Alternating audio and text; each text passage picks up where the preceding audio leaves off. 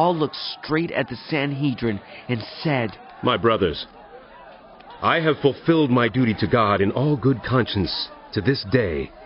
At this, the high priest Ananias ordered those standing near Paul to strike him on the mouth.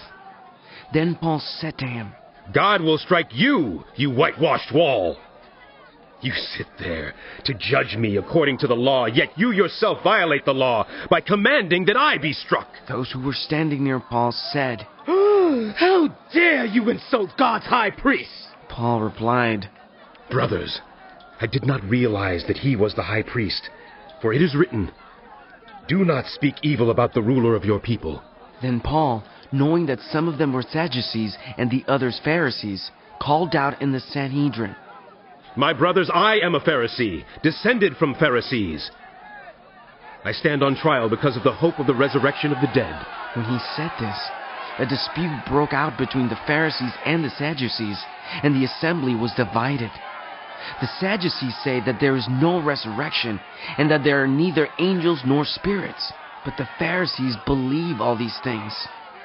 There was a great uproar, and some of the teachers of the law who were Pharisees stood up and argued vigorously. "We find nothing wrong with this man," they said. "What if a spirit or an angel has spoken to him?" The dispute became so violent that the commander was afraid Paul would be torn to pieces by them. He ordered the troops to go down and take him away from them by force and bring him into the barracks.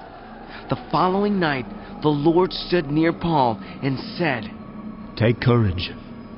As you have testified about me in Jerusalem, so you must also testify in Rome." The next morning, some Jews formed a conspiracy and bound themselves with an oath not to eat or drink until they had killed Paul. More than 40 men were involved in this plot.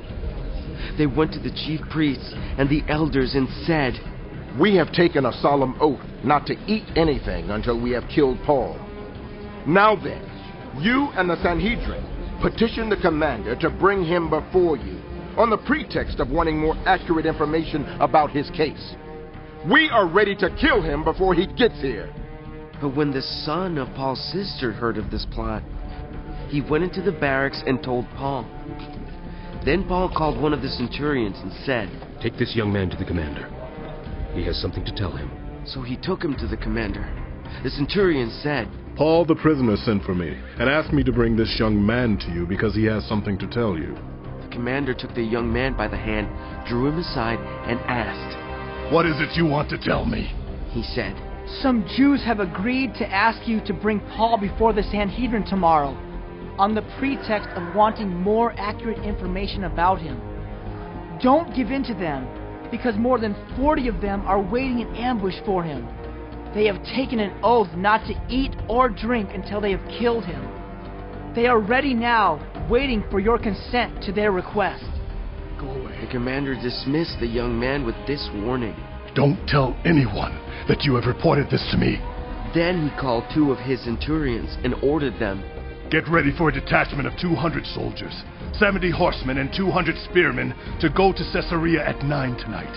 Provide horses for Paul, so that he may be taken safely to Governor Felix." He wrote a letter as follows. "Claudius Lysias, to His Excellency, Governor Felix. Greetings. This man was seized by the Jews, and they were about to kill him. But I came with my troops and rescued him, for I had learned that he is a Roman citizen. I wanted to know why they were accusing him, so I brought him to their Sanhedrin. I found that the accusation had to do with questions about their law, but there was no charge against him that deserved death or imprisonment.